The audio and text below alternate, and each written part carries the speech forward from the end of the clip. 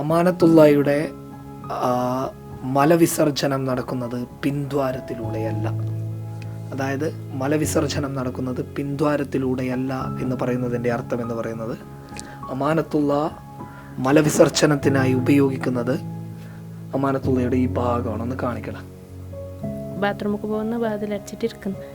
പോയ പുറത്ത് വരുമ്പോൾ പുറത്ത് പോയി വരുന്നു. നമുക്ക് അറിയണ്ടേ, നമുക്ക് കാണുന്നില്ലല്ലോ ഇവിടെ ഓരച്ചിട്ടാണ്. വയ നോക്കുമ്പോൾ വയറ് വീങ്ങിയിട്ട് പള്ള ചങ്കോളം എത്തിയിട്ടുണ്ട് ഈ പുറത്ത് പോകാൻ.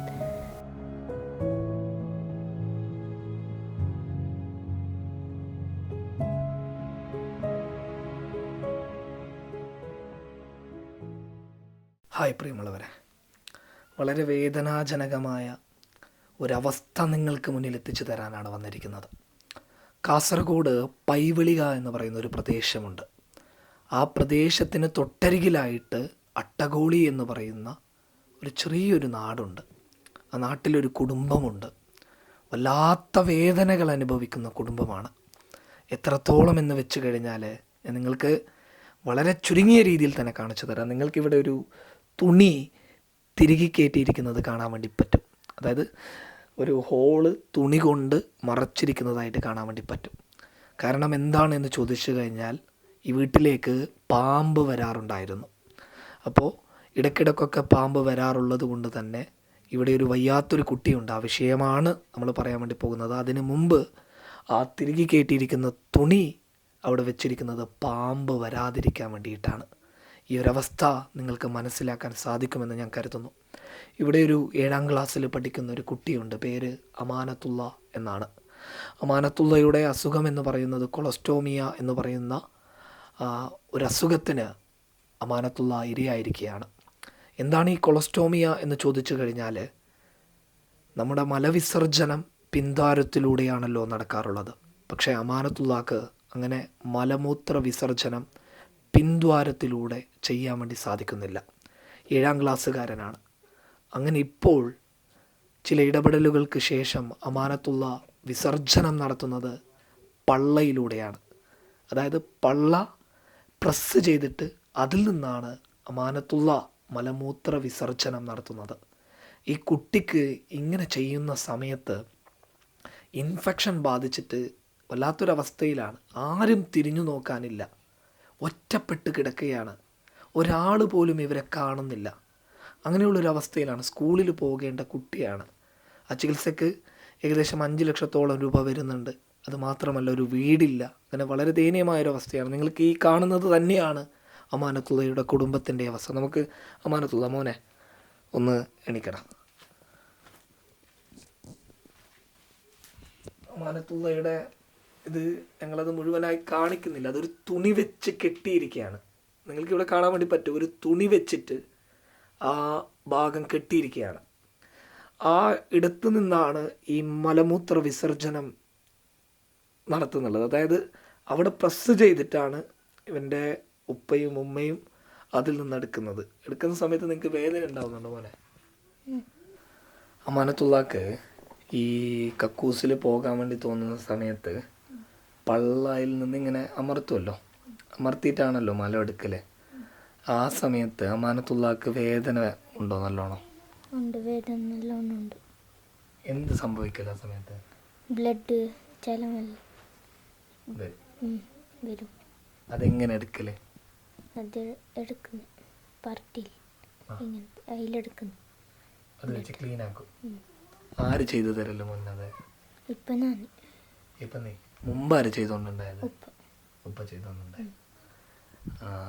അതായത് ഇവൻ്റെ ഈ പള്ളയിൽ നിന്ന് അമർത്തിയിട്ട് മലമെടുക്കുന്ന സമയത്ത് നല്ലോണം ബ്ലഡ് വരും എന്നാണ് പറഞ്ഞത്. ഒപ്പം ചലം വരും. ചെറിയ കുട്ടിയാണ്, 7ാം ക്ലാസ്സിൽ പഠിക്കുന്ന ഒരു വളരെ ചെറിയൊരു കുട്ടിയാണ്. ആദ്യം അവൻ്റെ ഉപ്പയാണ് ഇതെല്ലാം ചെയ്തു കൊടുത്തിരുന്നത്. ഇപ്പോൾ അവന് സ്വയം അത് ചെയ്യുകയാണ്. അതിനൊക്കെ അപ്പുറത്ത് നിങ്ങൾക്ക് ഈ അതൊന്ന് കാണിക്കണം. അതായത് നിങ്ങളിവിടെ നോക്ക്, അവൻ്റെ ആ ഭാഗം, അതായത് ഈ പള്ളയിൽ നിന്ന് അവിടെ ഒരു എന്താ പറയുന്നത്, അവിടെ ഒരു സർജറി ചെയ്ത് വെച്ചിട്ടുണ്ട് അവിടെ മലമെടുക്കാൻ വേണ്ടിയിട്ട്. അത് പൊതിഞ്ഞ് വെച്ചിരിക്കുന്നത് ഒരു ഒരു സേഫ്റ്റി പോലും ഇല്ലാത്തൊരു തുണിയിലാണ്. ഈ തുണിയിൽ അങ്ങനെ ചെയ്ത് കഴിഞ്ഞാൽ ഇൻഫെക്ഷൻ വരും. അവന് നല്ലോണം വേദന, നിങ്ങൾക്ക് നല്ലോണം വേദന ഉണ്ടാവാറില്ല ഇടയ്ക്കിടയ്ക്ക്? ഉണ്ട് ഉണ്ട് വേദന ഇടയ്ക്കിടയ്ക്കുണ്ട്. അല്ല, ഉപ്പാനോടെല്ലാം പറയലില്ല ആ സമയത്ത്? പറയും.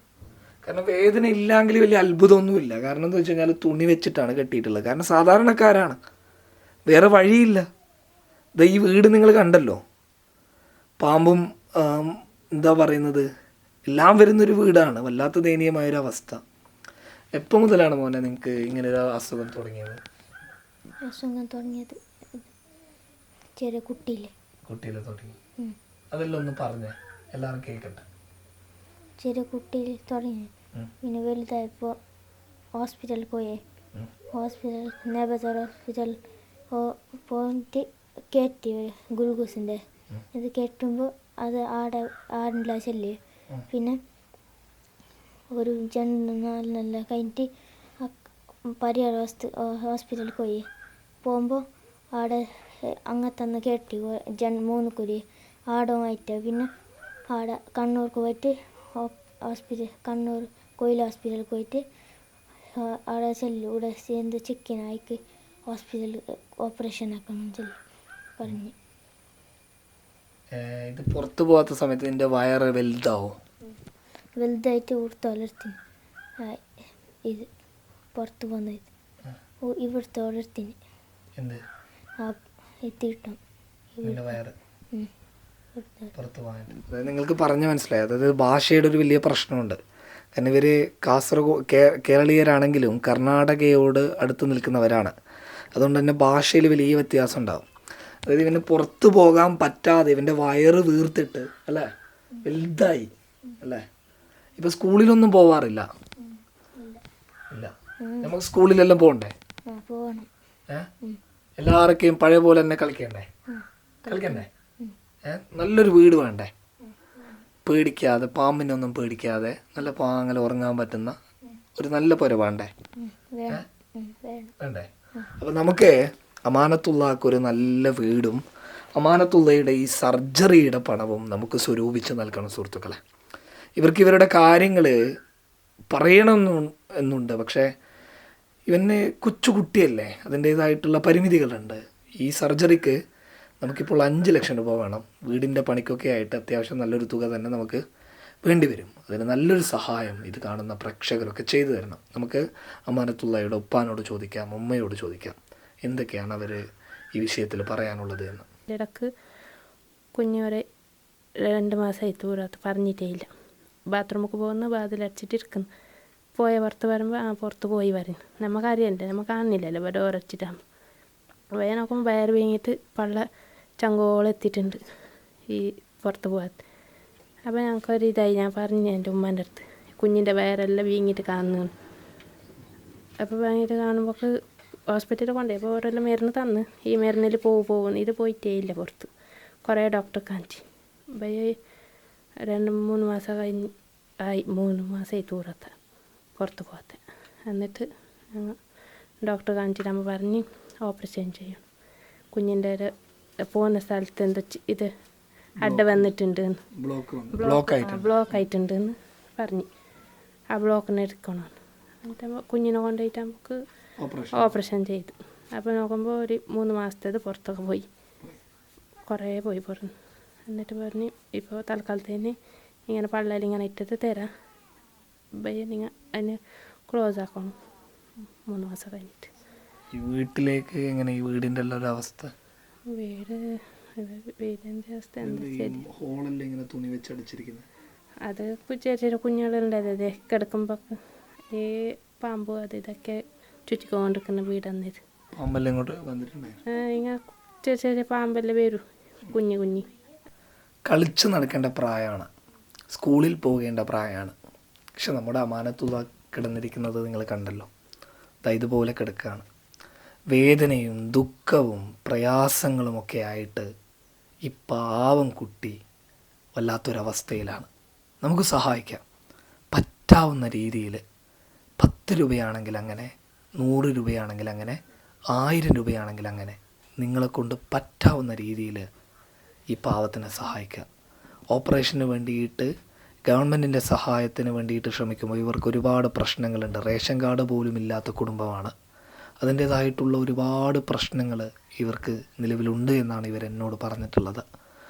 അപ്പോൾ അതുകൊണ്ട് തന്നെ നമുക്ക് ആ വിഷയങ്ങളിലൊക്കെ പരിഹാരം കാണാം. പക്ഷെ അതിന് മുമ്പ് നമുക്ക് എത്രയും പെട്ടെന്ന് കുട്ടിയുടെ ശസ്ത്രക്രിയ നടത്തണം. പഴയ ഒരു അവസ്ഥയിലേക്ക് നമുക്ക് അമാനത്തുള്ളയെ കൊണ്ടുവരണം. ഇവർക്ക് നിങ്ങളോട് കാര്യങ്ങൾ പറഞ്ഞു തരാൻ വേണ്ടി പറ്റുന്നില്ല, കാരണം അവരുടെ ഭാഷയുടെ ഒരു വലിയ പ്രയാസമുണ്ട്. പക്ഷെ അതിനൊക്കെ അപ്പുറത്ത് ഈ അവസ്ഥ നിങ്ങൾ അറിയണം. നിങ്ങളുടെ കുട്ടിക്കാണ്, അല്ലെങ്കിൽ നിങ്ങളുടെ അനിയനാണ്, അല്ലെങ്കിൽ നിങ്ങളുടെ കുടുംബത്തിൽ ഏതെങ്കിലും ഒരാൾക്കാണ് ഇങ്ങനെ ഒരു അവസ്ഥ സംഭവിച്ചെങ്കിൽ എന്തായിരിക്കും. എന്തായാലും നമുക്ക് കൂടെ നിൽക്കാം. ഒരു നല്ല വീട് കൊടുക്കണം. ഇവരുടെ ഓപ്പറേഷൻ്റെ ചിലവുകൾ വഹിച്ചു കൊടുക്കാൻ നമ്മളൊക്കെ തയ്യാറാവണം.